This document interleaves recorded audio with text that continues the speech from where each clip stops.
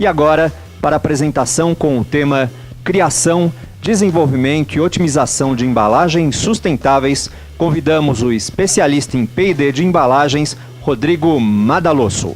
Bom dia, eu quero agradecer primeiro a presença de todos, né? Eu estou um público seleto aqui e espero poder corresponder às expectativas de vocês quando estiver falando sobre como criar, desenvolver e mesmo otimizar as embalagens para que a gente possa dizer que elas são mais sustentáveis, né? Eu queria começar aqui, eu tenho um videozinho, ele é bem curtinho, ele é de 35 segundos. Eu quero passar ele para vocês porque ele passa de um tema bem interessante que se discute bastante hoje em dia sobre sustentabilidade, né?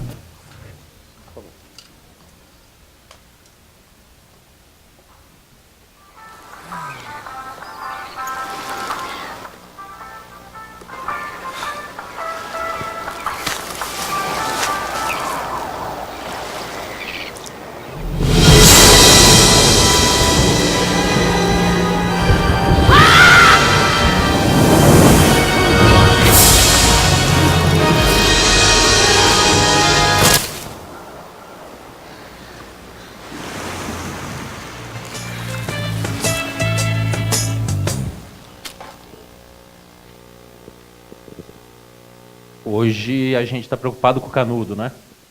O canudo vai para o mar, entra no nariz da tartaruga lá, mata a tartaruga, mata pássaro marinho, tudo. Só que vai muito além hoje do canudo, né? A gente vê problemas com reciclabilidade de embalagem, reciclabilidade de produto. Qualquer chuva forte a gente já vê um monte de embalagem PET, embalagem de polietileno, plástico, tudo entupindo o bueiro aí. Então é um problema sério. A abordagem que a gente tem que buscar quando a gente desenvolve uma embalagem para produto cosmético ou para qualquer outro tipo de produto que seja, tem que ser uma abordagem que a gente consiga olhar a cadeia completa, de onde ele vem e aonde ele vai acabar. A gente vai falar um pouco sobre isso e vai tentar também falar para vocês um pouco de como que a gente consegue medir isso, para dizer se realmente eu estou tornando uma embalagem, se eu estou tornando um produto mais ou menos sustentável ao longo do tempo. Então, assim, quando eu falo de cadeia completa, a gente usa as histórias que a gente já teve para poder entender, né? Desde o tempo que eu comecei a pensar o que vinha a ser a sustentabilidade, né? Sustentabilidade, ela está bem ligada à perenidade. E na busca por o conceito, né? A gente sempre busca conceitos de sustentabilidade. Eu busquei um conceito de sustentabilidade que eu achei bem interessante e ele está aí, ó. Encontrar as necessidades do presente sem comprometer a habilidade das futuras gerações de encontrar suas próprias necessidades. Eu penso que se a gente tentar destruir tudo que tem para a gente poder atender as nossas necessidades, o que vai ser dos nossos filhos, dos nossos netos, das futuras gerações? Como que a gente cria essa perenidade? Então esse é um primeiro conceito que eu quero trazer para que a gente deixe bem claro. Como que a gente vai encontrar as nossas necessidades sem comprometer a capacidade das futuras gerações de encontrar as necessidades deles? Porque o mundo está evoluindo, a coisa vem mudando. Então, como que a gente não compromete isso? Eu comecei olhando a cadeia como um todo dentro de túnel de congelamento. Eu olhava dentro do túnel de congelamento como que eu ia fazer caber mais caixa, como que eu ia aumentar a capacidade num túnel de congelamento. Vocês sabem que estou gastando energia para congelar, isso na indústria de alimentos, gastando energia, ou seja, estou impactando direto na sustentabilidade. Tive N oportunidades lá dentro da indústria de alimentos, na primeira indústria de alimentos que eu trabalhei, para conseguir trazer algumas soluções de otimização de paletização, redução de peso de material, redução de espessura de materiais poliméricos, de filmes especiais. Na época, eu não tinha a visão ainda de conseguir medir tudo que era feito, como foi no início do século, era uma coisa que a gente buscava mais por redução de custo do que mesmo por uma consciência ambiental. Dali fui buscando soluções. Esse caso aqui, ó, cabiam uma certa quantidade de embalagens num pallet e com uma simples organização da forma como as peças eram colocadas num saco plástico, deu uma redução de custo para a empresa baseada em capacidade de transporte acima de R$2 milhões, isso em 2006. Então, se eu tivesse medido a quantidade de vezes que o caminhão ia ir e voltar, trazendo e levando uma quantidade maior de produto dentro do caminhão, eu já ia conseguir ver a quantidade, o tamanho do impacto ambiental menor que eu tive nesse caso. Depois comecei a olhar como que eu reduzia a quantidade de material para conseguir ter uma relação de gramas de produto por gramas de embalagem melhor no total da cadeia. Alguns estudos, vocês podem ver nessa caixa aqui, ó, olha só, pequenas observações que a gente consegue no dia a dia. E se isso vale para a embalagem, como a maioria do pessoal que é formulador, também vale para a formulação. Então, ajustando o tamanho da embalagem, foram mais de 100 packs no pallet que conseguia transportar mais nesse caso. Nessa mesma empresa aqui, desenvolvi embalagens realmente leves. Ele só perdia em peso de frasco para uma embalagem que era feita na Polônia. Uma embalagem de 5,5 gramas, a gente começou com 6 gramas no Brasil. E na Polônia eles só conseguiam fazer tão leve, com 5,5 gramas de embalagem, porque eles envasavam isso a nível do mar. E na época aqui no Brasil, eu envasava em Poços de Caldas, a 1.200 metros de altura. Quando trazia para o nível do mar, eu tinha um problema gigante de aspecto que acontecia na embalagem. A embalagem ela sofreu uma implosão por causa da diferença de pressão. Então, tive que trabalhar com uma embalagem um pouquinho mais pesada do que se trabalhava na Polônia na época. Depois disso, tem um outro aspecto interessante aqui, ó. Essa embalagem, ela sofreu ovalização e era uma embalagem pesada, de 28 gramas, se eu não me engano, na época. E ela tinha 3 estrias no meio. Cada estria, cada risquinho desses aqui, ó. Eu aumentei o número de estrias para 3 estrias, diminui 1 grama no peso da embalagem, a embalagem não ovalizou mais. Hoje a empresa não usa mais essa embalagem de polietileno. Essa empresa hoje usa uma embalagem de PET, com um desenho semelhante, mas na época foi uma solução sustentável. Em 2009, eu tive a oportunidade de trabalhar com tecnologia de embalagem também. Então, sempre olho também pelo ponto da tecnologia. Isso aqui é uma chapa de poliestireno para termoformagem, uma chapa que tem 0,85 milímetros, ou seja, ela é menos espessa que 1 milímetro.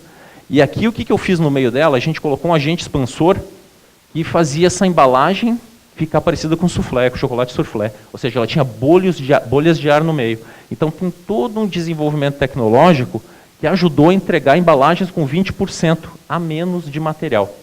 Ou seja, se eu usava 1 tonelada de poliestireno, que depois vai para o lixo, passou a usar 800 quilos. Então, já desde o início da cadeia, se olhando como que ia fazer, a embalagem continua totalmente reciclável, desde que separado o papel da bandeirola que é ao redor dela, do plástico. Ainda em 2009, eu desenvolvi essa embalagem e foi o meu primeiro polietileno verde. Não sei se alguém já viu esse produto na gôndola, né? E isso continuei desenvolvendo. Depois saí da indústria de alimentos, fui trabalhar na indústria cosmética, onde sempre olhando bastante a sustentabilidade dentro do mundo de embalagens, olhando melhores formas de se colocar o produto, não só diminuindo a quantidade de embalagem, mas sim melhorando a capacidade da cadeia como um todo, diminuindo peso de tampa, peso de frasco, olhando materiais mais sustentáveis, como o próprio polietileno verde, modificando as linhas, algumas vezes trabalhando desde design até peso de frasco, e indo também para materiais utilizados, e também introdução de polietileno verde. A mesma coisa em outras linhas, modificando as linhas e trazendo para as linhas embalagens em PET reciclado, em polietileno verde, ou seja, buscando materiais alternativos para os materiais que a gente já usa atualmente para poder trazer e dizer que esses materiais são realmente sustentáveis e recicláveis ao final da cadeia. Pois bem, acho que a maioria deve ter recebido esse material aqui por WhatsApp. Não sei se todo mundo, quem recebeu, lembra, e acho que muita gente recebe e às vezes não lê. Esse material, a fonte dele é o Ciesp, aqui de São Paulo, material do José Ricardo Roriz. Ele é um material de agosto de 2018, e eu trouxe ele aqui para a gente poder olhar alguns flashes que ele fala, material de 2 meses atrás, onde ele fala que a poluição industrial tem que ser mais limpa, que a gente vai ter restrições comerciais que vão favorecer o desenvolvimento de tecnologias não poluentes, que tem uma crescente demanda por novas tecnologias de controle ambiental, e aí talvez até entre algum indicador que a gente consiga medir o quanto eu estou sendo mais eficiente no meu impacto na natureza. Mas a gente vai conseguir substituir mesmo os combustíveis fósseis pelos não fósseis? Materiais de origem renovável por não renovável? Até que ponto as restrições comerciais vão barrar os desenvolvimentos? E a gente no Brasil? Será que a gente está pronto para isso? No meio dessa confusão política toda que a gente vive? Tem algumas ideias, algumas coisas que estão aparecendo que a gente consegue ter uma boa aplicação no mercado cosmético. Não sei se vocês viram essa notícia, a Volkswagen é a primeira a usar peças de metal em impressoras 3D. Olha aquele câmbio. Já pensou uma tampa de perfume com um detalhe desse, em alumínio? Basta saber quanto que a gente quer pagar, quanto que a gente quer agregar valor ao nosso produto. Vocês lembram os exemplos aqui que o Lincoln trouxe? Ele, agregando valor, aumentou o volume de vendas. Ou seja, o que vale mais? A gente olhar só a margem de um produto ou a gente olhar lá no final qual a receita completa que ele vai trazer? Continuando ainda nessa pegada aqui de olhar coisas diferentes que as pessoas estão fazendo. Vocês viram isso aqui também, né, da Carlsberg. Eu achei do caramba essa sacada deles, onde com um pingo de adesivo, vulgo cola, eles tiraram o shrink, o plástico shrink ao redor da embalagem. Na relação mássica, grama por grama, os caras já ganham bastante nisso. E, independente da gente simpatizar ou não, eles estão trazendo uma solução diferente, eles estão tirando o saco plástico.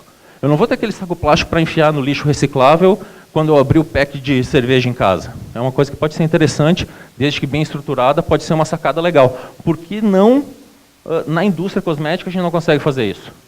Imagine um desodorante em spray, ou aerossol, que eu precise transportá-los até o ponto de venda e que eu consiga ter realmente uma formação de pack com uso de adesivo em vez de usar um plástico shrink ao redor. Pode ser uma sacada legal, às vezes vale a pena até vender o equipamento que tem, de colocar plástico shrink e investir num equipamento de cola que muito provavelmente não vai ser tão caro que nem um trombolho de uma máquina de aplicar shrink que eu tenha na indústria. Outra sacada legal. E isso aqui a gente olha, líder mundial em águas, segundo lugar do mundo em águas. Os caras estão se juntando para tirar o plástico da garrafa. Então eles vêm trabalhando, isso aqui é tudo notícia fresca, tá, galera? Coisa que a gente pegou agora nos últimos mês e meio aqui para poder olhar e trazer para compartilhar com vocês, só para a gente ver como isso está andando, como estão se buscando indicadores e formas que se consiga fazer essa redução de impacto ambiental. E esse cara da Noruega aqui, ó, olha que legal o que o cara fez.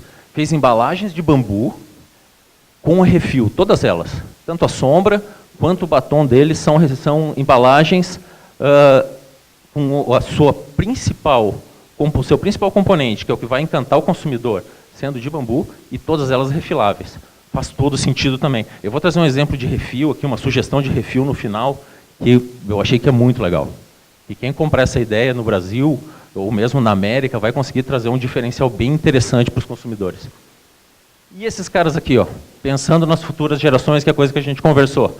Até 2025, a Lego quer ter uma embalagem 100% sustentável. Já pensou um Lego de plástico de origem renovável?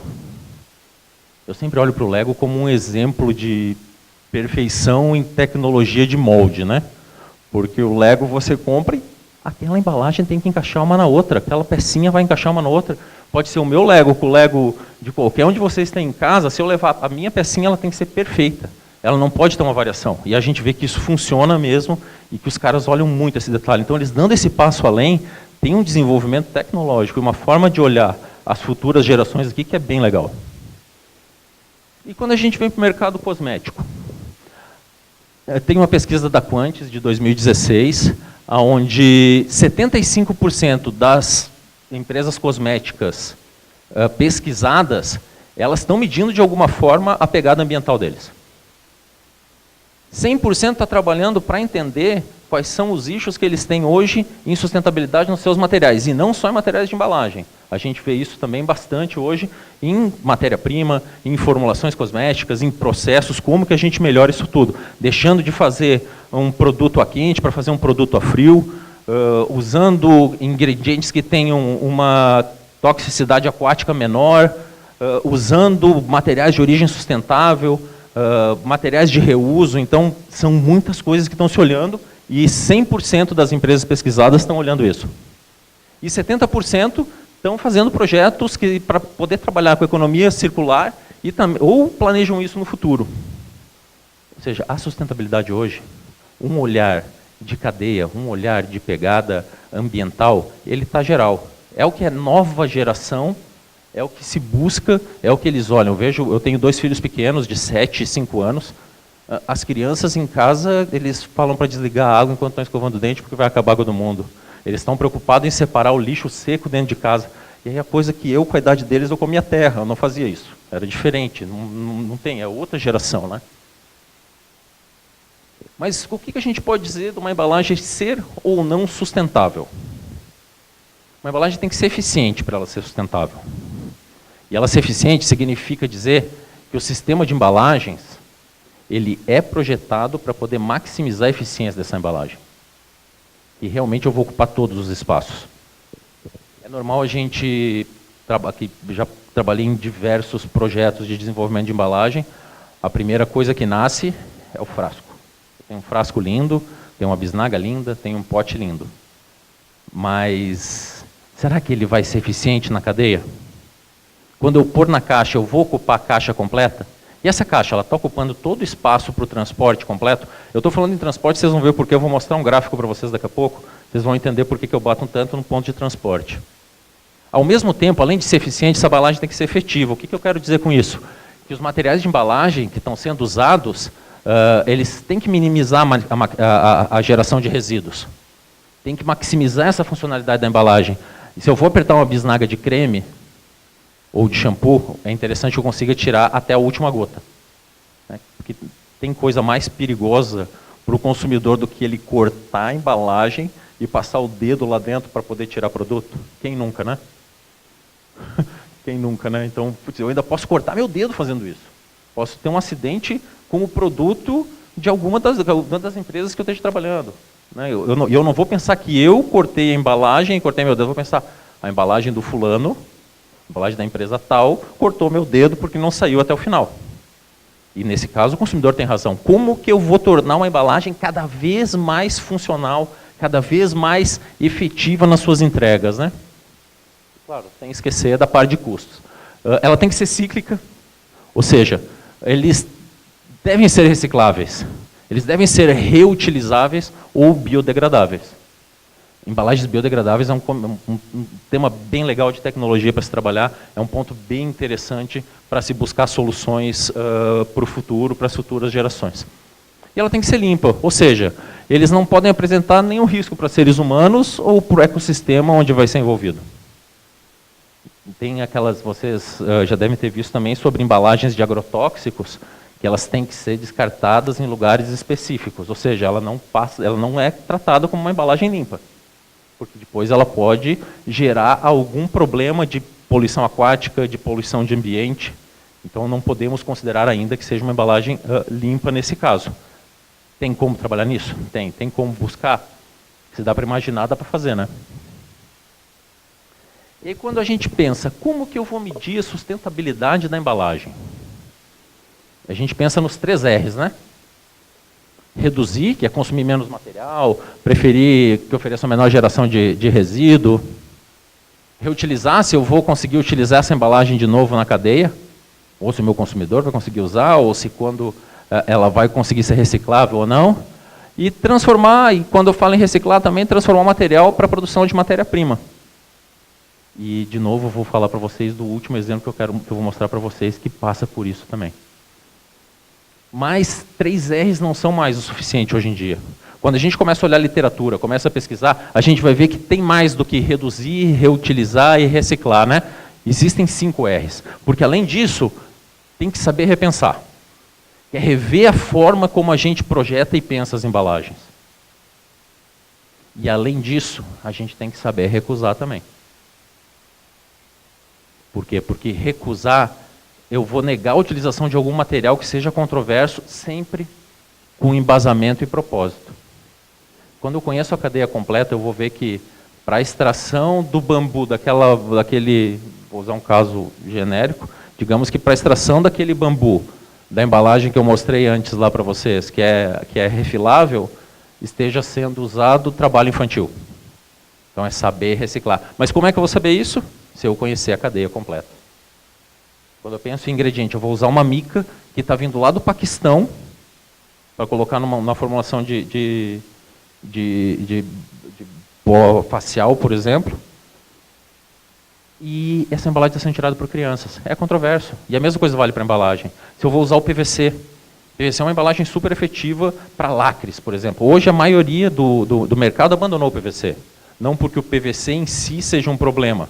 O PVC em si, como embalagem final, ele é inócuo. Mas o processo de fabricação dele, que a gente sabe lá das caixas, das caixas de PVC, que ele traz um problema respiratório sério para as pessoas que estão envolvidas no processo de fabricação. Então a gente conhecer como é feito, entender de onde vem, para que a gente possa saber também usar esse quinto R, que é o R de recusar. Mas daí como que a gente pode continuar medindo essa sustentabilidade? Aqui que eu vou mostrar para vocês porque que eu falo em transporte. A gente tem alguns indicadores a serem trabalhados. Esses 3 principais indicadores que eu vou mostrar para vocês são indicadores que eu já trabalhei e que conseguiam mostrar de alguma forma a evolução da embalagem como sendo ou não sustentável.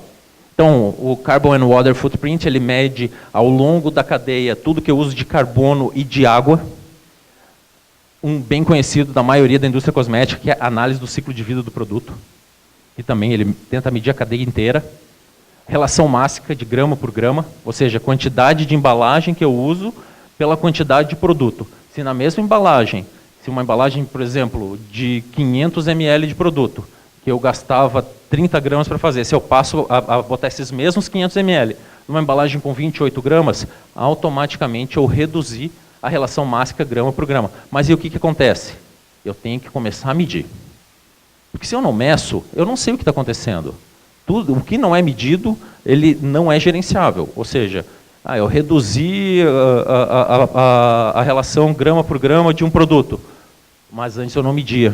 Como que eu vou conseguir provar isso? Então é muito importante a gente conseguir criar uma base de dados dentro das companhias, dentro das empresas, onde eu possa ter um histórico atual, para aí sim conseguir trabalhar e desenvolver. Tem outros indicadores também que a gente pode acompanhar no dia a dia, para poder ajudar a ver a evolução da pegada ambiental, da pegada sustentável nas embalagens.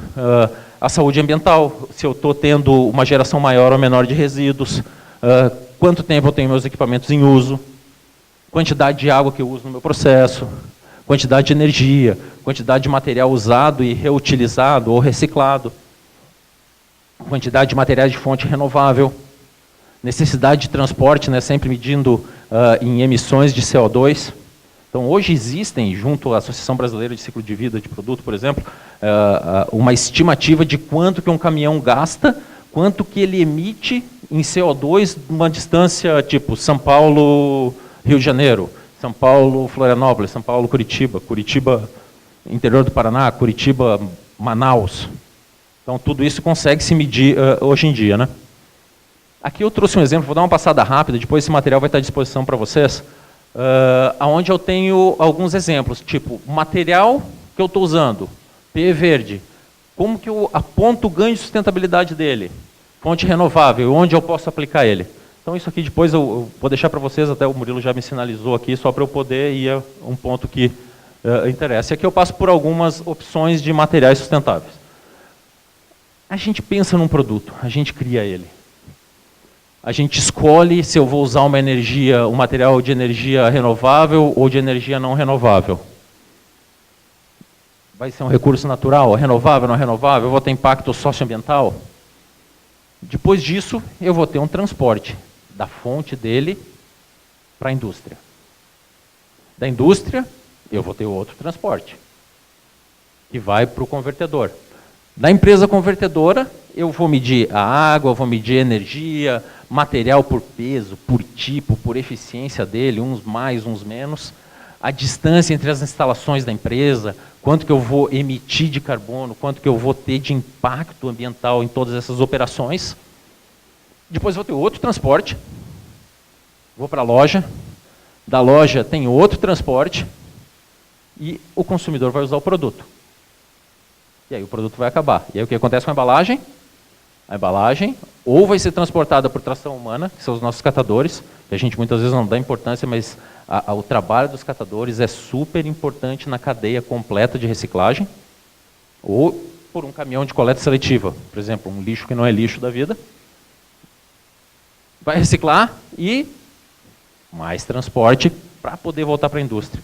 Então, uma coisa que hoje, na minha opinião, é primordial que a gente consiga medir e entender como que a gente vai otimizar isso no mundo de desenvolvimento de produto, no mundo de desenvolvimento de embalagem, é como eu estou medindo essas emissões de transporte. E vocês podem ver, isso aqui é uma cadeia bem simplificada. Se a gente for olhar aqui, tem muito mais transporte envolvido, tem muito mais empresas. Aí imagina, eu estou desenvolvendo para chegar aqui para montar um perfume, por exemplo. Eu vou ter o frasco, eu vou ter, simplificando muito, uma válvula, uma pump, eu vou ter uma tampa e vou ter um cartucho. Só aí já são 4 transportes envolvidos, porque muito provavelmente esses 4 elementos estão vindo de lugares diferentes. E como a gente está medindo isso? Como a gente está entendendo os ganhos que podem ter aqui? Quando a gente pensa, mas eu tenho embalagem, é uma questão do que dá para fazer, é uma questão de escolha, é uma questão de tempo, sempre tem isso tudo envolvido. E a gente pensa, a gente tem steps para lançar, a gente tem pontos de como pensar. Então, a gente sempre vai ter, isso aqui que todos vocês conhecem, eu estou falando aqui em fases do stage gate de projetos, então eu sempre vou ter uma hora para declinar, para mandar em frente ou para rever o projeto. Isso, ao longo de um processo de desenvolvimento de produto, ele vai vivenciando, ele vai passando, ou seja, geralmente eu vou ter várias fases, mas eu sei que o que vale muito é o timeline.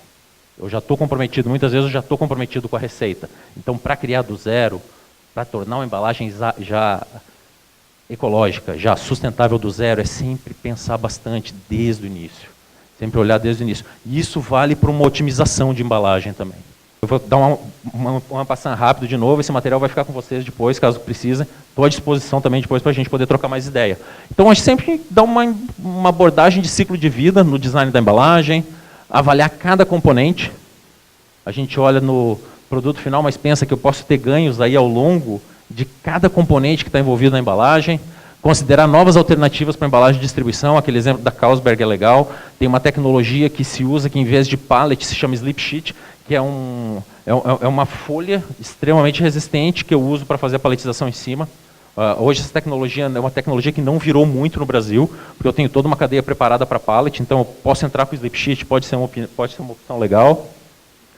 Procurar oportunidades para tornar a embalagem sempre reutilizável, quando fizer sentido. Considerar mudanças na forma de uso do produto. Aquele exemplo que o Lincoln deu aqui do spray lá para as crianças é muito legal, né? Quem tem criança sabe como é que é. Pior que passar protetor solar em minhoca, né? O bichinho fica se mexendo o tempo inteiro, passou. Pensou diferente da forma de usar. Hoje já existem outras soluções, mas lá para 2003 era uma solução que protetor solar em aerosol não existia. Então o gatilhozinho lá foi, eu achei bem legal o que ele mostrou. Desenhar a reciclabilidade das embalagens sempre que possível. Usar estratégias de embalagens que incentivem o uso do produto. Conhecer de onde os materiais da embalagem são originados. Avaliar o sistema de distribuição para que tenha economia, a gente consiga encontrar oportunidades de economia em espaço dela, ou seja, como eu vou distribuir e fazer um de trás para frente. E considerar materiais feitos de matérias-primas de fonte renovável também. Vocês estão vendo que eu estou falando bastante de fonte renovável, né? A gente sempre pensa no polietileno verde, mas PLA não pode ser uma oportunidade? Escuto falar em PLA desde que eu fazia faculdade no século passado ainda. Só dando uma revisada aqui, a gente olha, por que eu quero trabalhar na embalagem sustentável? É na necessidade da indústria, um desejo do consumidor, ou é as duas coisas juntas? Criar embalagem verde do zero ou otimizar processos existentes? Às vezes a gente está tentando achar o pulo do gato, mas dentro do nosso processo, dentro do nosso portfólio de produto, tem tanta oportunidade que acaba passando despercebida por falta de tempo, ou por que eu tinha muita coisa para fazer e acabei fazendo do jeito que deu. Então, quem nunca passa por isso no dia a dia também, né? Qual o indicador usado para medir o índice de sustentabilidade?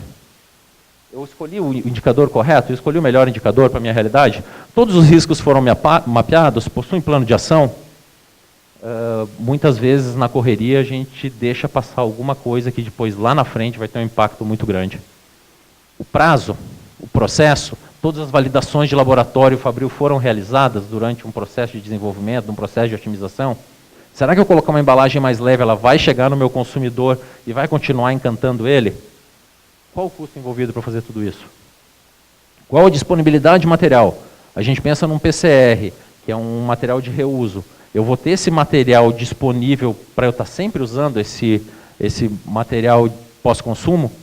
Ou vai chegar alguma sazonalidade em época de chuva que eu não vou ter material disponível? É reciclável? É reutilizável? E sempre depois disso, uma coisa que a gente nunca pode esquecer, que no dia a dia se torna até banal, é a gente comemorar. Porque a gente todo mundo faz coisas maravilhosas no dia a dia. E a coisa se torna tão banal que a gente não comemora, a gente não celebra. Isso, por vezes, pode acabar desmotivando as pessoas que estão envolvidas no processo. Essa frase aqui eu tirei ela para deixar para a gente como pensamento, né? Porque quando a gente pensa, eu estou falando de embalagem, mas isso vale para produto também. A melhoria contínua das embalagens em busca da perfeição só é contínua porque ela continua, sempre. A gente nunca está contente com tudo aquilo já de beleza que a gente entregou. Então, ela é contínua, ela continua. Por isso que a melhoria é contínua, porque ela continua. Aí pensando algumas coisas aqui, olha só que legal. Os caras aqui conseguiram ter um prêmio internacional porque usou polietileno verde nessa linha. E polietileno verde não é uma coisa nova, mas a forma como foi colocado, a forma como foi trazido, trouxe um prêmio, um Sustainable Award para essa empresa quando foi apresentado. Tem uma outra, para mim, esse cara aqui é um ícone também de sustentabilidade de embalagem, que para mim quebrou totalmente a forma como a gente passou a ver o produto. Eles foram catar, o pessoal da Método, essa embalagem foi feita com material reciclável e foi coletado na praia. Ou seja, eles fizeram um movimento com os funcionários, foram os funcionários para a praia, coletaram plástico, levaram para o convertedor deles e fizeram essa embalagem. Então, uma coisa é diferente, é uma forma de pensar diferente. Essa é uma nova forma de entrega, total. Os caras saem de um frasco para ir para um pouch, super interessante. Eu vi uma máquina dessas funcionando, fazendo essa embalagem, é muito bacana. E às vezes um simples lembrete. Desligue a água enquanto estiver usando. Então, e aqui pega o ponto que eu falei das minhas crianças, né? Eu falei, nossa, que legal.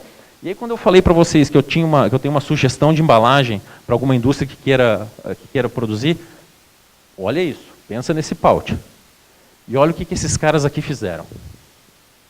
Olha essa sugestão que bacana. Os caras pegaram uma embalagem que é reciclável e fizeram uma forma de ela ser refilável também, mas sem parecer um refil. Então ele coloca o refil dentro e utiliza a embalagem. Aqui ele trabalhou com amaciante, mas eu acho que vale para a gente pensar em cosmético também. Se eu quero trazer um cosmético verde, além de uma formulação, eu não poderia pegar toda a embalagem reciclada da minha própria marca, fazer um outer shell com isso, e dentro eu colocar um refil simples com uma tampa diferenciada que fica aqui para o lado de fora que o meu consumidor consiga usar. De novo, se dá para imaginar, dá para fazer. Basta querer fazer. O Walt Disney. Né? Pois bem, pessoal. Isso é o que eu queria trazer para vocês hoje. Então eu deixo aqui, eu tenho meus contatos, caso vocês precisem. Estou à disposição para a gente trocar mais ideia, para a gente seguir conversando sobre o tema. Eu realmente gosto de conversar sobre isso, gosto de discutir sobre o tema, gosto de dar pitaco sobre embalagem. Fico à disposição de vocês. De novo, nesse material que está aqui disponível para vocês, eu deixo algumas sugestões de leitura também, e depois vocês podem pegar ali com o pessoal da Cosmetic Innovation para poder discutir, pensar e gerar insights para vocês no dia a dia, não só para embalagem, mas também com alguns exemplos de embalagem que pode ajudar vocês no mundo de formulação também. Obrigado.